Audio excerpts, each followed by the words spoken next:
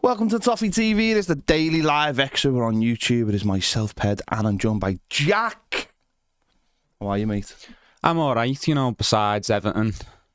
Well, being Everton. before we talk about Everton, we just make ourselves sad.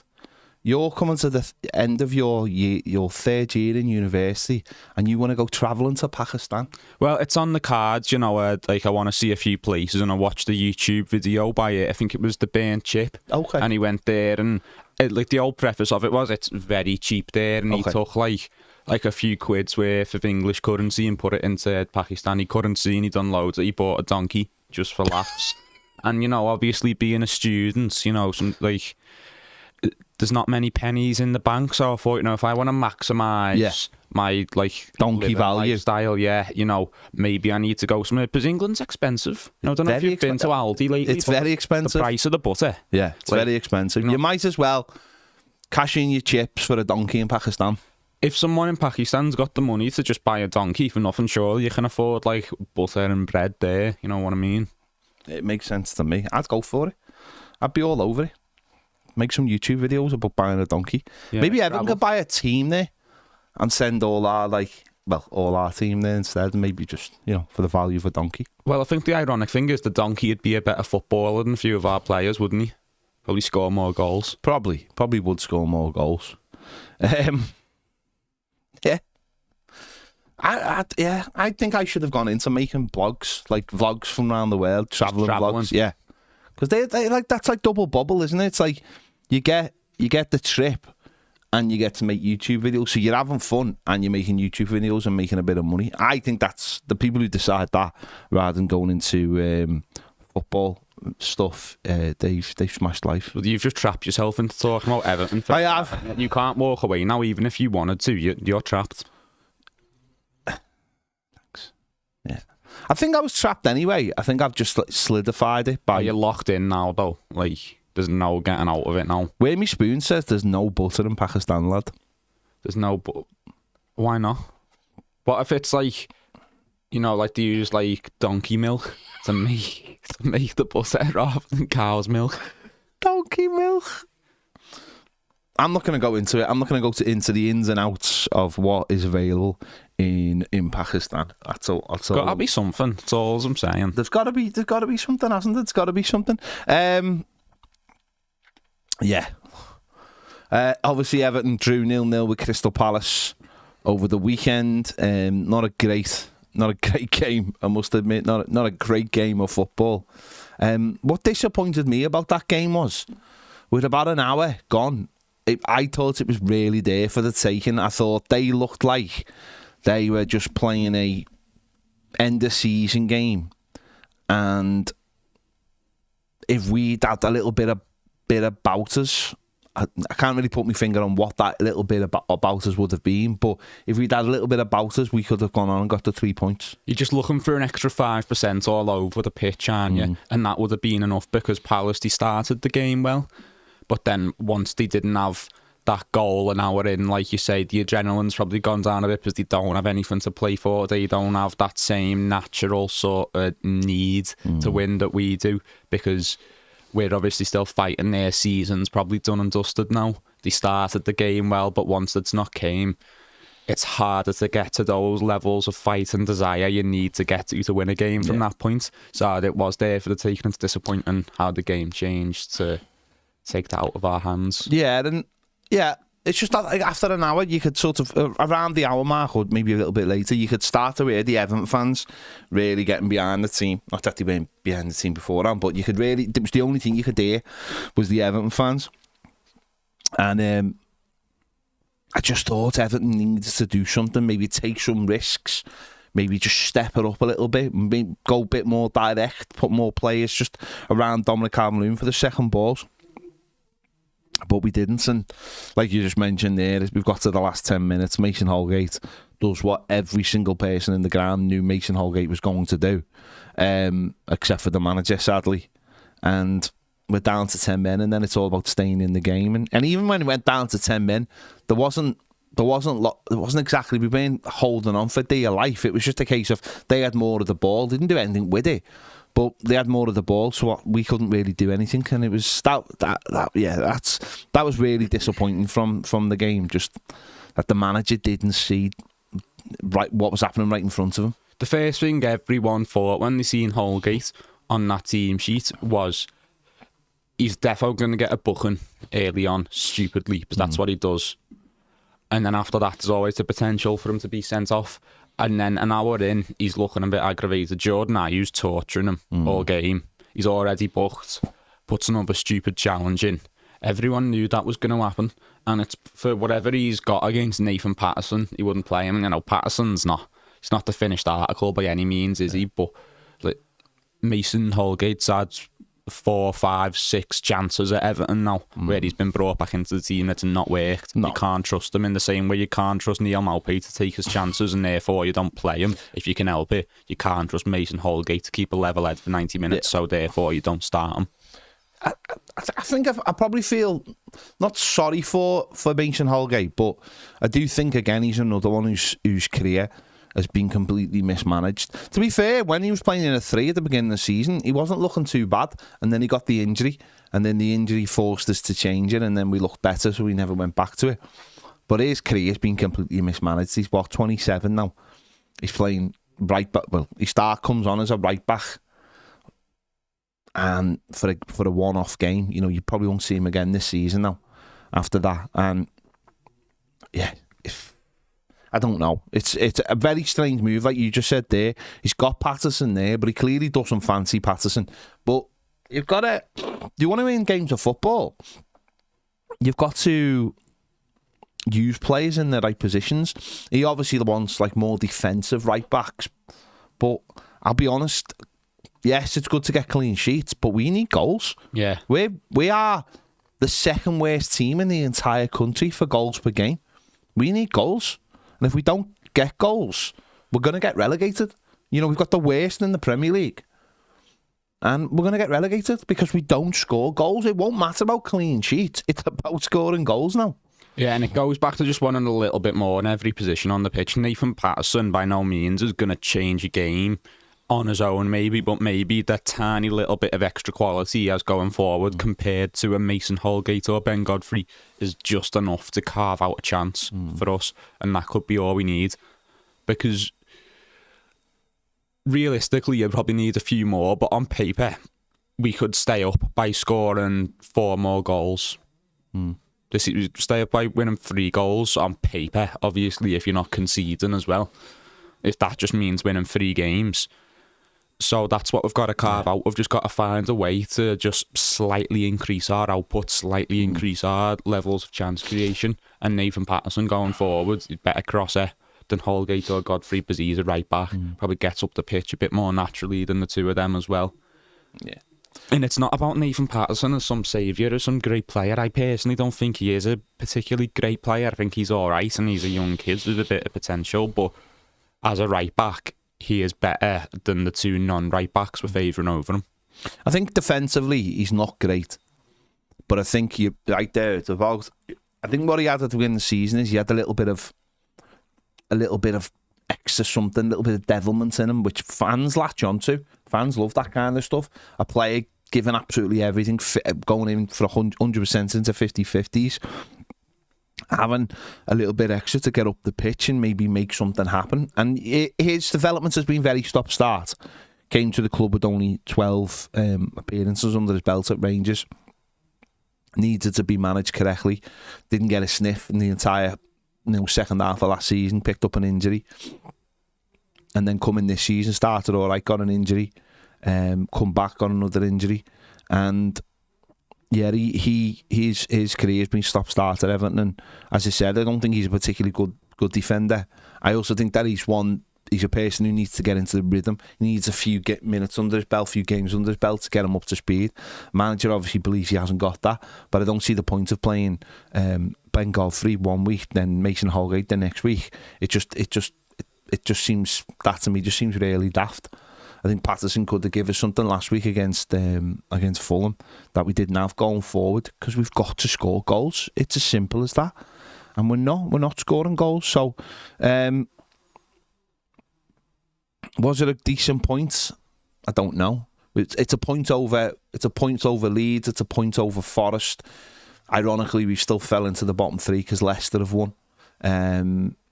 But I don't know. Would you have took that point beforehand? Maybe.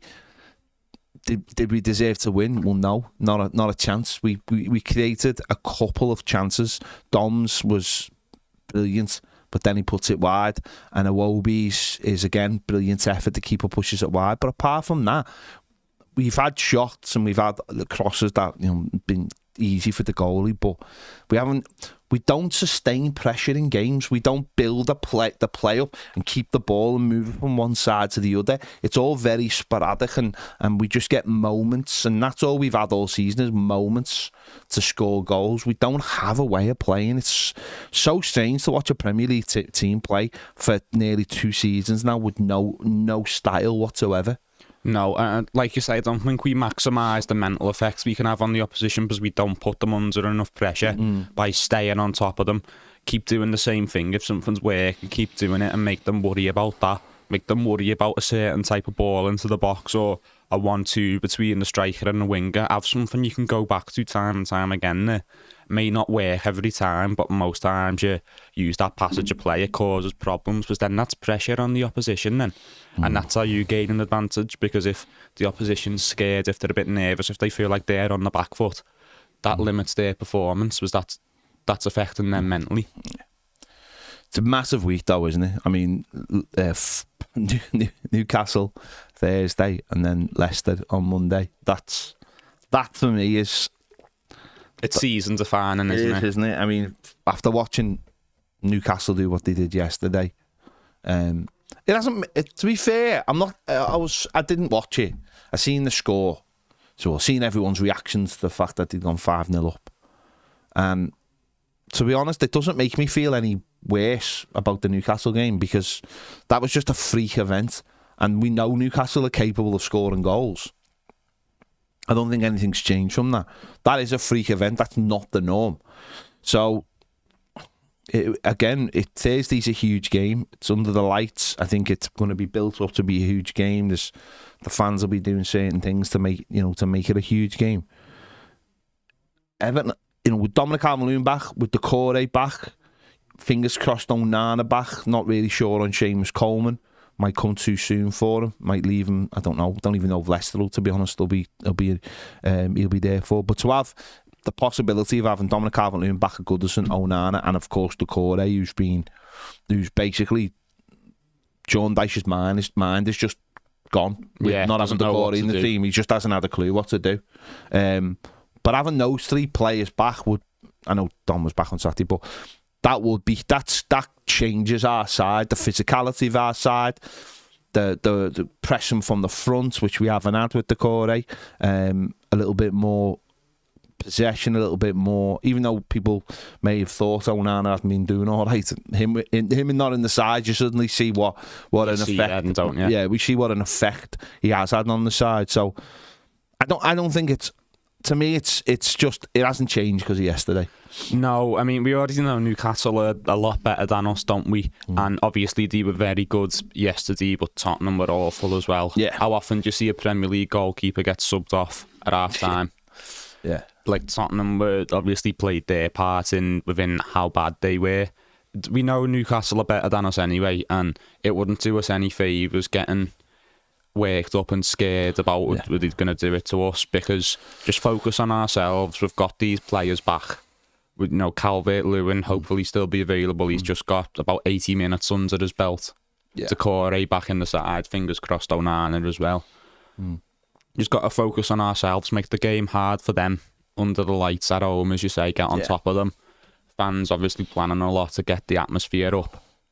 Anthony Gordon playing, which I think, with me saying this now, he'll probably score the hat-trick, but I think him being on the pitch... If he scores a hat-trick, then just relegates us there and then. But him being on the pitch probably potentially gives us a slight advantage as well, because it's like whenever we'd play Chelsea when they had Barkley, everyone would be up for it. And, an angry Goodison's a good Goodison. Yeah, that's it. Tomorrow night, obviously, huge as well. Leeds are at their own to Leicester. That's a huge game. That's like, can both teams lose, please? I mean, obviously we'd want a draw out of that game. because there's no sense in either team winning. So a draw, even though obviously that would take both of them a point away from us, we need them all in there. We need all 5 teams to. I mean, obviously not ourselves, but we need the other 4 teams to remain here. So that is a huge game tomorrow night. That's an 8 o'clock kickoff. But yeah, and then obviously Monday night against Leicester, that could be the absolute decider. And yeah, it's just not good, is it? It's just not good. I'll be honest. I'm sitting here and I'm not particularly stressed out about it. I haven't been. I've said it many times. Everton are getting what they deserve. As a football club, Everton are getting what they deserve, 100%. And we saw that from the letter on Friday night from the chairman. We're getting what we deserve. We're getting a club that are fighting with its own fans. We're getting a club that has slashed the quality of the squad year on, year out. We've got a squad that have paid ridiculous prices for terrible players. We've got a club that is just a mess, an absolute mess, and it deserves what it gets. In the fans don't deserve it. No fans deserves relegation. The fans never. But the club, I think our football club does deserve it personally. As a football club, I think it does everything wrong in terms of football and stuff. And the timing of that letter on Friday was just baffling. It's idiotic. Well, it was just baffling, and the content of it was just the ramblings of a man who shouldn't be a chairman of a Premier League football club. They were just ramblings, basically. It was just like he'd scribbled something down, passed it to the person who runs the website, and then said, press this on. Yeah, put that on there, by Bill, and. The thing is, I think like normally when someone official or higher up in a business puts out a statement, you sort of tell when it's not been written by them and their PR officials have wrote it. You can tell he's written every word of that and he's thought, that's boss that. Because it perfectly like encapsulated the arrogance that he's had in every sort of notable interaction he's had with Everton fans that you've seen on social media, from the "you've betrayed this club" video years ago to the "you've had your good times" clip from last season. It perfectly just summed up the arrogance that we've seen in this man on multiple occasions. I think as well what it showed is a man who thinks he still has the fan base on his side. He thinks that it's the minority that don't want him at the club, and I think what he might be getting confused with is he might see the minority being out there and protesting or staying in the ground after games, but that doesn't mean that there's not a general sense of in the fan base that Everton fans know what the issue is. And what needs to happen. People mightn't be jumping up and down about it. That's their prerogative. But people certainly know that they don't want people like Bill Kenwright at the club anymore.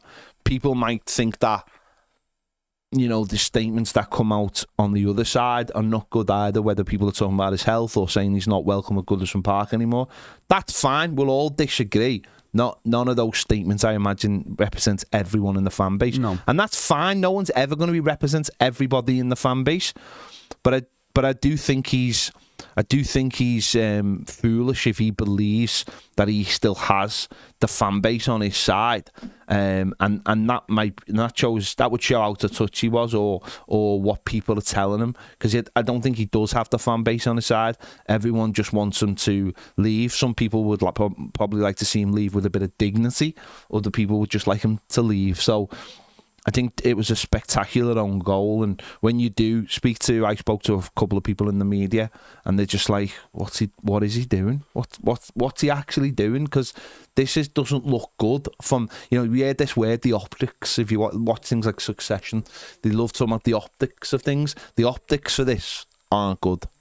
What does optics mean? The look of it, how it plays, how the markets would react, all that kind. Because everything gets said and done now is important. The former president of America could say something stupid and the share price of something could drop. Elon Musk could say something stupid right now and the stock price of Twitter or SpaceX or Tesla could drop through the floor. You know, it's not all about what you do now, it's what you say as well. And you come out and say stupid things, then people have less confidence in you. Problem is, Everton doesn't work like that. If Everton was a publicly traded company, Bill Kennan obviously wouldn't be the chairman anyway. But people would be demanding. I imagine shareholders would be demanding something to happen now. So it wasn't particularly a good move from him, I don't think. Well, that's why every sort of respectable company in the business world has PR officials, has media officials. That's why everything that goes out is looked over 3, 4, 5 times. And we've done a lot of this in universities, doing sports journalism, about studying PR. And, you know, I may have not known what optics meant, but once you explained it, like, yeah, I agreed, because it just goes against every bit of common knowledge, every bit of, not law, but, you know, like the sort of unwritten rules that everyone has to play by. Yeah. It was amateurish. Yeah, it was. And, like, I think even if you agreed with them, I think, which I don't mean to speak on anyone's behalf, but I do think a vast majority of Evertonians disagree with Bill Kenwright, disagree with that statement, don't want him in the club. That's how I see it anyway. But I think even if you did agree with him, you wouldn't be looking at that thinking that's a cracking statement. Even if you agreed with the general press, like, it's not written well, this. You might get the odd person. You might get more than the odd person, I don't know, but you might get the odd person who goes, you know what, good for him. Good for him having his comeback. They had a little dig at him, you know. I mean, I don't believe it was a dig. I don't think talking about... Listen, I've said this loads of times. The man is 77 and not in good health. If he was the Prime Minister of this country and he was a Tory, everyone would want him gone. Everyone would be talking about him if he was making decisions and his health and all that. Everyone would go, 77, he's in terrible health. Get him out the country. But because it's Bill, cuddly Uncle Bill, everyone's like, oh, you can't do that. This is hard. This is the business world, and he is 77. And at times I don't understand people. I really don't. Some people will be like, this club's a joke. This is what's going on. It's a mess. We need proper people. And then you go, well, because we've got a 77-year-old who's ill, who's the chairman. Oh, you can't say that. You can't say that. I don't get that personally. If you're going to have a go with someone, you might as well just go all the way, as far as I'm concerned. If you're going to, you might as well point out the reasons why. One of the reasons why, for me, listen, I'm different than other people. That's fine. I have no issue. But I would understand people going, fair play, good for him getting his comeback, but you just said it, that's amateurish. That's alright if it's like 2 boxes and it's tit for tat. Yeah, and they're like, having a scrap. You're a knobhead. Yeah. No, you're a knobhead. And that's fine. This is the chairman of a Premier League football club who should know better. Then again, who are you going to war with? Well, you're going to war with your own fans. You're basically fighting with your own fans. Like, you know, the fans will be reactive. The fans will be emotional, of course. But as you as the chairman of a football club, you can't be reactive. You can't be emotional when it comes to these things. You have to almost take higher ground in a way. I mean, I'm not saying that's the fans taking a lower ground. What I'm saying is that's on you. You have to step back and go. You're held to a higher standard. Yeah, of course you are. Of course you are, because you are the chairman of a Premier League football club. So, very strange. Yeah, because, you know, if I felt like thousands of people were having a go at me, and even if I felt like some of it may be understandable, even if I didn't agree with it, for okay, I see where they're coming from, I'd probably want to have a go back. But I'm not a very well paid head of a very serious company that spends a lot of money and is very important to a very large amount of people. So he is held to a higher standard, and that doesn't mean the protesters and fans can get away with more or should be allowed to get away with more, or that the statements they put out should be allowed to be amateurish, but they're not. Yeah, as a whole, like, the fans' actions are done quite professionally and done quite well. It reflects the entire football club, doesn't it? If the chairman's coming out and he's putting statements out like that, and he wasn't being aggressive, he was being condescending a bit more than anything. He was patting people on the head, going, "We know better than you." And I'm sure the people in your group who understand finance would have told you this. But also, though, I think he threw Denise Barrett-Baxendale under the bus as well in the statement. So not only was he being condescending, he was also washing his hands of the whole thing. Like, and also he was some of the stuff, you know, like, I'm not the chair. I don't run the club, so. You know, that's not on me. But then, like, I'd love a day off. Well, have a day off then. Have a week off. Have a month off. Have the rest of your life off, mate. No one's, you know. But listen, that's up to Farhad Moshiri, isn't it? That's up to Farhad Moshiri to release him from that position. Because to me, what that sounded like is you're going to have to drag me out of here. That's what it sounded like. Someone's going to have to tell him he's no longer the. But I don't know if Moshiri probably loves the fact that Everton fans are having a go at him and not having a go at Farhad Moshiri. Yeah, and the thing is, Moshiri won't get rid of Ken Wright because Moshiri only owns the club because of Ken Wright. How many potential owners did we go through before we got to Moshiri, and that happened to be the one that allowed Blue Bill to stay? Not just to oversee the change, but to stay years after the takeover. Like, you know, not to go all conspiracy theorist, but to me that does say that Ken Wright wanted an owner who'd let him stay on and let him be there for the new stadium. No, you're absolutely right. It's then from a more political stance as well. Ken Wright's a very easy target for the fans. Yeah, he is. So that's useful for Moshiri because he's got so much wrong. Absolutely. And then if you've got this fella writing daft letters and irritating the fans. It does get said. It does get said quite a lot, and maybe you get this said from some Evertonians, you get this said from some people on the outside.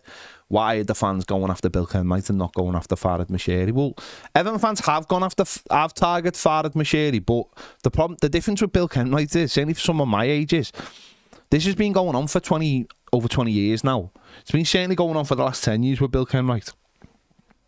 He has divided the fans massively in terms of what he's done. 10 years ago, people liked him because they thought he'd done really well in keeping the club afloat in a really tough time when they didn't have any money. But why weren't they asking the question, why was it a tough time? Why did we have any money? This was always my thing, is like, why was it a tough time? You know, if I'm coming in and I'm saying, you know, I'm giving you scraps, you're gonna ask me, well, why aren't you doing better? Why are you only giving me this? You shouldn't be thanking me for giving you scraps. You should be like, why am I only getting scraps in an era of the Premier League when there was money everywhere and still is now?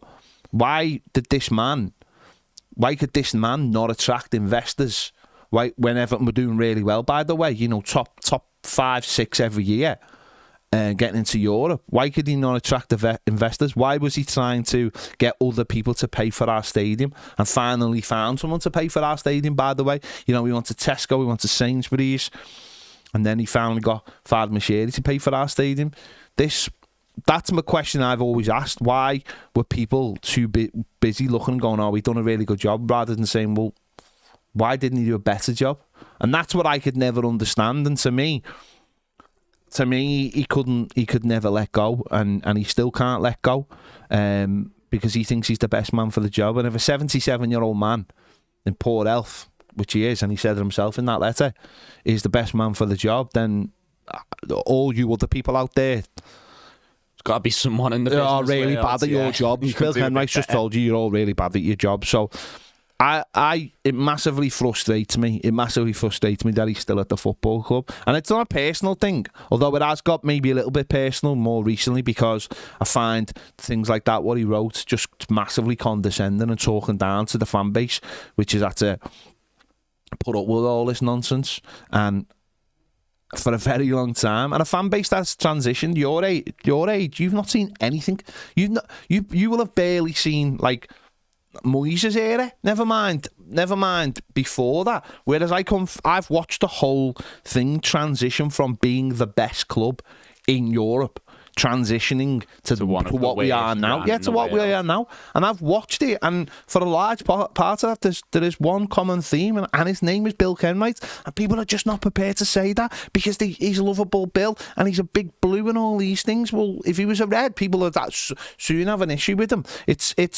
I've never got it. And a whole 2 generations of fans have lost, and we are we are in a mess. And Newcastle I said this today, Newcastle are a brilliant example. For all the money and everything that's come in, what these people who've took over, whether you like them or you don't like them, what they've done is they've just gone, well, everyone who was here before is gone. We're bringing in the best people possible. The best people. And we are going to make this a great environment. There probably was a few people in the old regime who probably could have contributed a lot, but they knew what that entailed and what that said to the fans, and they knew this had to be scorched earth. Yeah. We start again. Yeah. Like, we need to send a message. We need to prove that this is a new era. And when Farhad Moshiri came into the club, I'd maybe understand Bill Kenwright being there for 6 months, just overseeing the change and that, just making sure it all happened smoothly. But after that, he doesn't need to be there. Bill Kenwright didn't need to be Everton chairman a few years into his chairmanship, because the way he came into the club was we were in a tough time. He came in and, you know, he saved us. He took over and he tried to steer us to safety and tried to bring in what money he could and spent what money he did comparatively to other owners. He is not that rich. He's not a billionaire, and he probably spent what he could. But what he should have done very early on into his ownership of the club was finding a new owner, someone with money. Someone who can spare a lot more money, can put more money down. And if Bill Kenwright came into Everton, does a year in charge, steadies the ship, moves us on to someone much richer, much more ambitious, we'd all talk about him in a very positive light. We'd go, that's a good fella there. Yeah. You know, he kept us going, put us in the hands of someone a lot more capable and with a lot more money. Like, you know, fair play to him. Like, he's only looking out for the club. He stayed at the club far, far, far longer than he's had to, because he's obsessed with it, because, like you say, he is an Evertonian, so he wants to, I want to own Everton, I want to be Everton's chairman, I want to go down in history as the man who delivered Everton's new stadium that's going to be underwater in 20 years, but, you know, he's obsessed with that, and I do sympathise with that a tiny bit, because if it's your club and you have the chance to do something with it, it would be hard to let go of, but if he really cares about the club, he needs to let go, because he's not helping. No, I know, yeah, and I do believe when the summer comes, I do believe there'll be a change. There has to be changes, because this is the other side of it, right? This is the other side of it. They're not doing a good job. They're doing a ridiculously bad job. Like, you'll get all the bots telling you that when I get a new stadium, it's amazing. This will be the legacy. Forget all like the short term. The stadium's the long term legacy, and it's like, yeah, but we could have had both. There's no reason why we couldn't have had both. There's no reason why we can't build a new stadium and be a decent football team at the same time. There's no reason. It's just better planning and a better understanding how football in the modern era works. And there's rumours today. Well, not rumours. There's a report from an Italian newspaper who are not very credible, saying that 777 are close to taking over Everton. I think it's nonsense. I think I don't think it's, you know, we had Joe Thomas in on Friday. He was saying, like, no one's going to be, there'll be negotiation, but no one's going to be buying into Everton till the fate of what's going on. You don't buy a championship team for Premier League money, basically, is what Joe said. So there's got to be that thing. 777. I wouldn't want as our owners anyway. I don't want a consortium as such to be buying Everton, because it doesn't smell right to me with the stadium and everything. It just doesn't quite smell right. It feels like someone will be coming in to almost bias for parts. I know that's not how it works, but you know what I mean. It just doesn't feel right. Doesn't feel right. I don't know. It just doesn't. It just doesn't feel right, to be fair. But listen, he is of course trying to. He's obviously trying to get investments in Everton Football Club. He's obviously MSP, which I still think that will happen. I still think MSP will happen for maybe 20-25%. Obviously, the value of that will depend on where Everton are next season, whether they're the Premier League team. Probably a couple of seats on the board, and then maybe things start to get shook up a little bit. Maybe other people will leave, whether it be Bill Kenwright leaves, whether it be Denise Baxendale, I don't know. But there has to be a major shake-up at this club. Just for, whether you like Bill Kenwright, whether you don't like him, Denise Baxendale, just for results on their own, there has to be a change. There has to be. You can't be in 2 relegation battles, back to back. You can't be going to a Premier League independent commission. You can't lose that much money without someone going, this isn't right. This isn't right. What's going on? You can't lose the amount, or spend the amount of money we've spent over the last few years and go as far backwards as we've went and be a well-run club. I know the number of people who think we're well-run has dramatically decreased over the last 18 months, in my opinion. Yeah. The number of people who thought that way should have been a lot higher, a lot earlier, because it's been very clear the sort of mistakes we've been making for a long time, personally. But regardless, the number of people who do think this club is well run is dramatically smaller than what it was, but it's still too high because there is no excuse for these charlatans now. Yeah, it's just an interesting one, isn't it? I think when Bill Kenwright had obviously David Moyes, it was a different era of football. We were obviously Chelsea just come in, and there was money just about. It was more about infrastructure at the time. Obviously, you're too young, Jack, but when the Premier League come in, don't forget as well, when the Premier League started, we were one of the big 5. That's what it was called. We went into basically a hotel room, and it was thrashed out, the deal. The big 5 said, this is not how we should have football.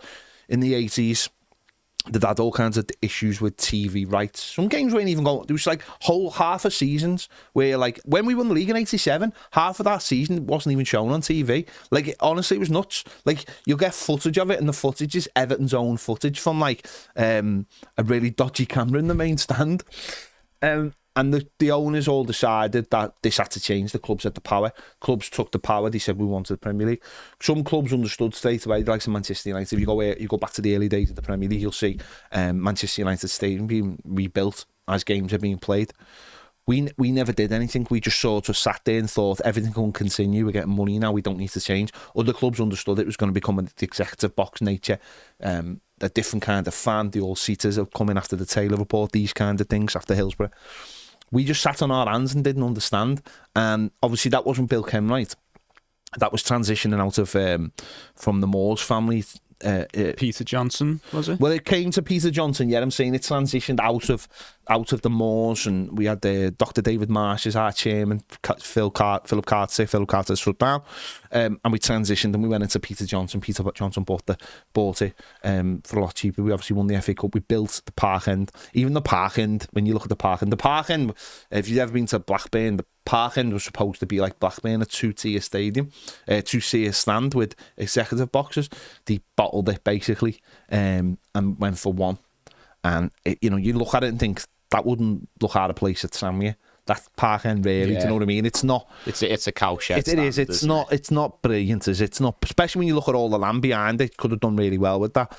And basically, as others, then you got started getting the foreign imports, and then obviously Chelsea blew it up. Manchester United were obviously the big team, but Chelsea blew it up with new money, and then Abramovich came in, and that's where it came in. Everton just, when Bill Kenwright took over, at the time he was seen as the saviour. Peter Johnson was he was swimming against the tide massively. He'd sold Dunk against Walter Smith's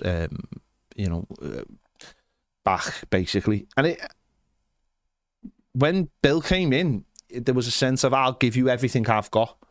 And then he brought Moyes in, and we did well, and a lot of people loved that we didn't have a foreign owner, and we weren't selling our soul, and a lot of that. The lovable underdog. But behind the scenes, it wasn't quite like that, because Bill Kenwright knew he couldn't compete, and he had to go and speak to someone about money. That person wasn't a very nice man. He wasn't a very nice man. Basically, you had to go and get loans off him to buy players. It did help us get the likes of Yakubu and people like that in the late part of the noughties. But then again, football kept on changing. City came into it, and it just kept on. And obviously, he tried to get the King's Dock Stadium, made a mess of that. Tried to get Kirby, made a mess of that. Tried to get Walton Park, tried to get Sainsbury's involved in that, and it's just he's basically what's happened is as the Premier League has gone like that, because of our inability to change and to remain as a traditional old football club, we are where we are because of that, and that is simply what it is. It's because, and even with a new owner in Farhad Moshiri, the understanding of changing because football is changing has never occurred to anyone at the football club.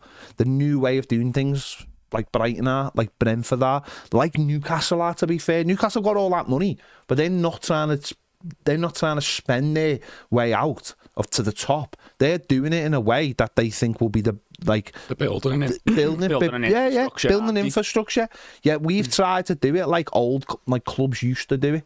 Like Blackburn did in the mid 90s. Sorry, of just buy, and just get a good player from every team around you, and that's a squad. And that's why we are where we are. Simple, because the game has changed and we haven't.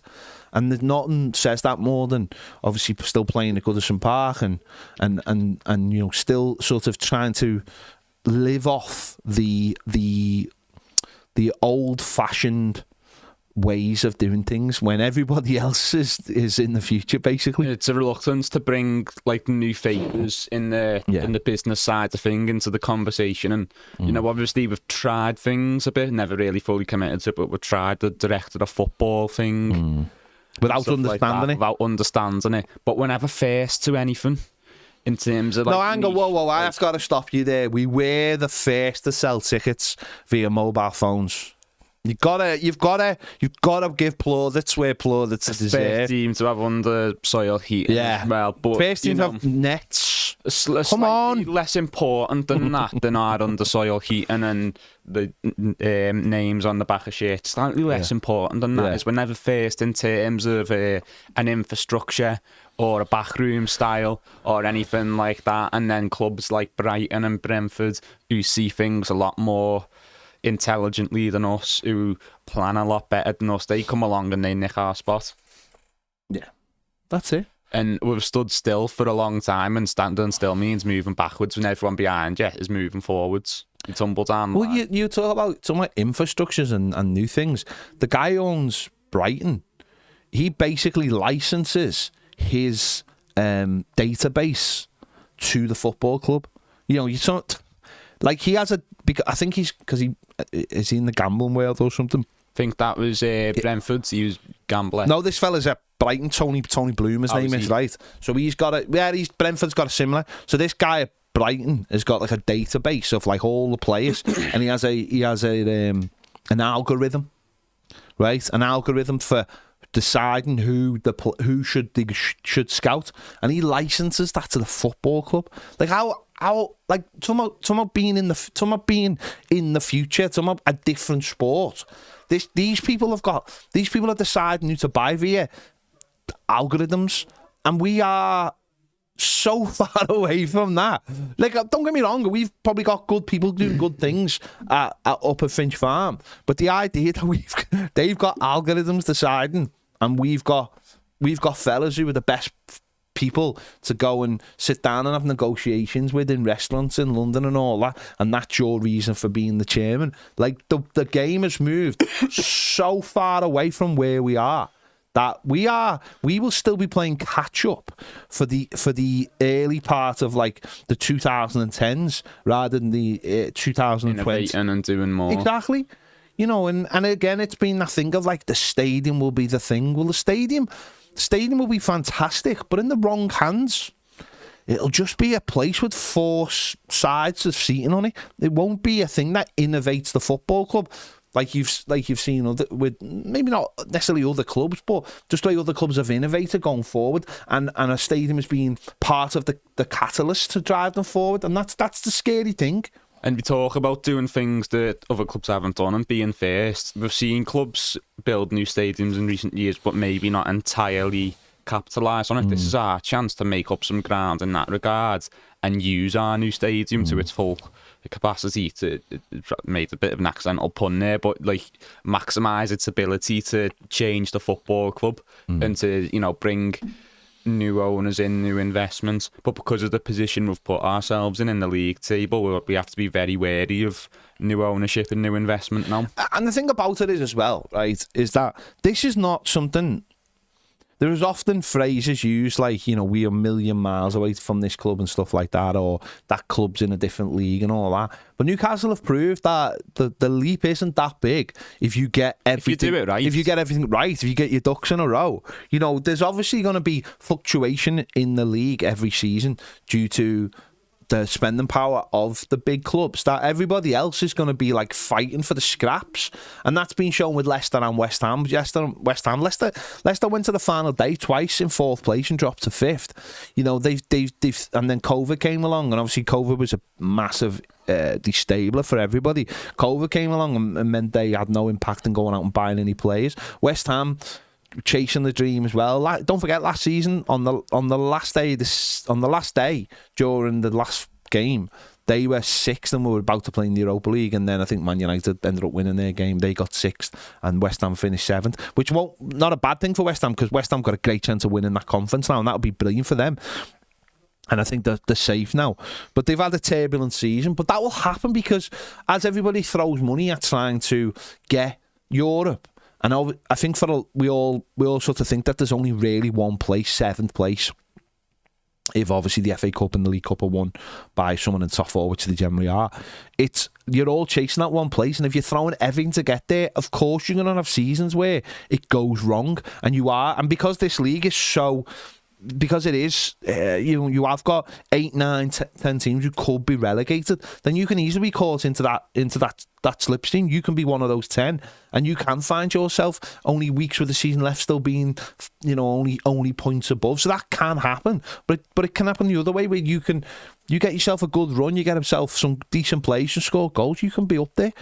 The thing is, with the money being so big as well, the capacity for how good you can become is a lot larger because you can match the spending of the top teams, but it also improves the capacity for failure massively, because then you're setting your standards higher with the more money you spend. And West Ham are a team that have spent a lot of money, and in the last year have went backwards from where they are. And a couple of years ago, West Ham being in this position, obviously they wouldn't enjoy it, no one would, but that was sort of the standard they'd set for themselves with the lack of spending, with the performance on the pitch. This year they've spent a lot of money and they're not doing well. That says to the fans, there's failure at this club, things aren't being ran well. Yeah, there's got to be perspective, hasn't there? I mean, there's always got to be perspective. You know, when a club like Everton aren't going to be competing with obviously, no one can compete with Manchester City. You know, look at I understand the frustrations of Arsenal fans to a point. I saw a couple of the clips from Arsenal fan TV after Friday night, and I've seen a couple of things even on national radio stations and stuff, people who should know better, people having a go at Arteta, and people out, and you just think they've done brilliantly, absolutely brilliantly, and they've done. If they weren't top of the league, there'd be some perspective. But because they've been top of the league for ages, and now they've been dragged back naturally because City are just a machine. And listen, I think they play City tomorrow. If they were to beat City, then of course they'd have the momentum back as it is now. Obviously, if City beat them tomorrow, it's all over, I think. But you know, you have 5th last year, exactly. So, and then if they'd never been in the title race, but they'd just finished 2nd, but Man City just ran away with it from the start, everyone go, what an improvement. But the thing is, though, it is that, isn't it? It's that you lose. You know, City are unbelievable, and Liverpool tried to keep up with them and couldn't. Look at the season Liverpool are having now. You know, for them it's catastrophic, but they can't afford to spend the money to keep up with City. You know, Chelsea, look at the season Chelsea are having, because they got all their decisions wrong, like we've done. And look at this, so they're in, what were they, like 11th? They're having a horrendous season. Manchester, Newcastle have capitalised that brilliantly. They've been at the right place at the right time. Manchester United, some of the people I don't know about them. Well, they're currently in 4th and could get 3rd back. I think they've got a game in hand on Newcastle, and they've got a trophy, and they're in another cup final. And it's tough. We can't keep up with these clubs as it stands, and probably for a while, and nobody can, and it is that thing of that's why it's so tough. Every season is its own thing. You have to have long-term planning and not change from that, and that's why when people talk about Brighton and Brentford, they do talk about them in such high regard, because that their plans are, we keep doing what we're doing, we keep doing, and it doesn't matter. It doesn't matter. We look for gains every single year, but we're not going to get. We're not going to do something crazy. You don't waver. Well, that's it. They stick to the plan. And I think I seen there was It was a clip on. I think it was Jake Humphrey's podcast about Brentford, and they were like, it was Brentford actually, because the discussion was, if a player comes up, brilliant player like Eriksen, who obviously they signed, basically Jake Humphrey was like, if you'd found out that that Eriksen was a knobhead, would you have signed him? And he was like, well, we knew he wasn't, because the manager had worked with him with Denmark for a few years, so we knew. And he was just like, but if we did, we wouldn't go near him. And he was like, well, why? And he was like, well, because he'd upset everything, and all that would happen was it would end up bad. The rest of the players wouldn't buy in, and it'd be short term, and it would just be bad everywhere. He said, so no, we wouldn't be dragged out what we do. And I just thought, well, there you go. There's the thing right there. You stick to your guns. You keep doing what you're doing.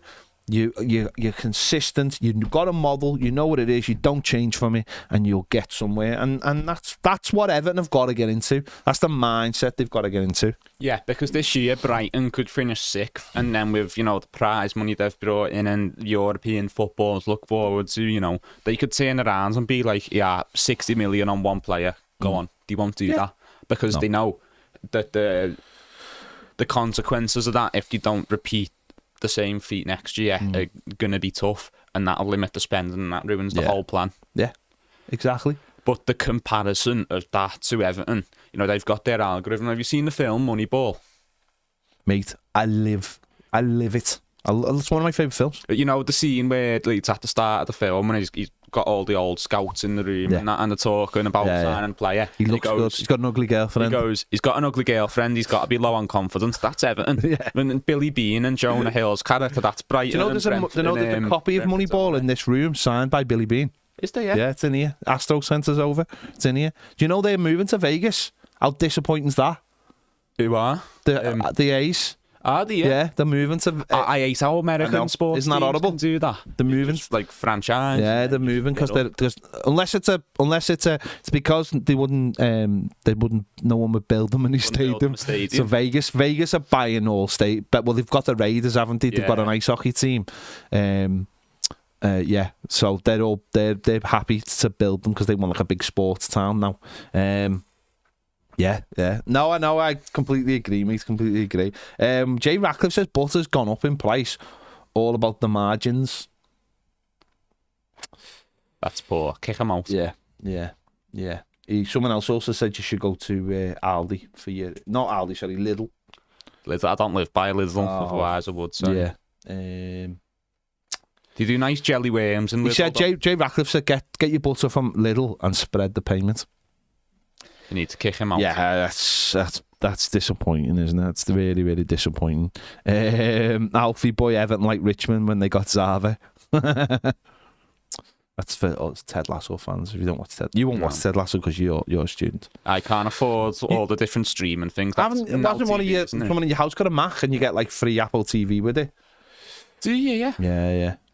I'll have to look into that. There you go. I didn't know that. Right, fantastic. What a fantastic conversation that was. It was a great chat there with Jack. Ned would just be saying mad things.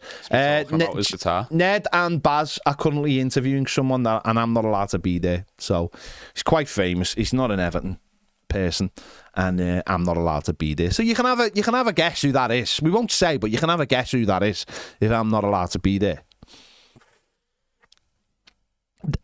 There you go. Thanks for all your comments. I have been looking at them just to get the general feel of things. There's so many to read out. The 777 thing, I just can't see happening, if I'm honest. But there you go. Thanks for watching. We'll be live over on Toffee TV. Toffee TVBB. Toffee, that's our Toffee TV premiere in about half an hour or so to do the final words from the Crystal Palace game. Thanks for watching. We'll see you later.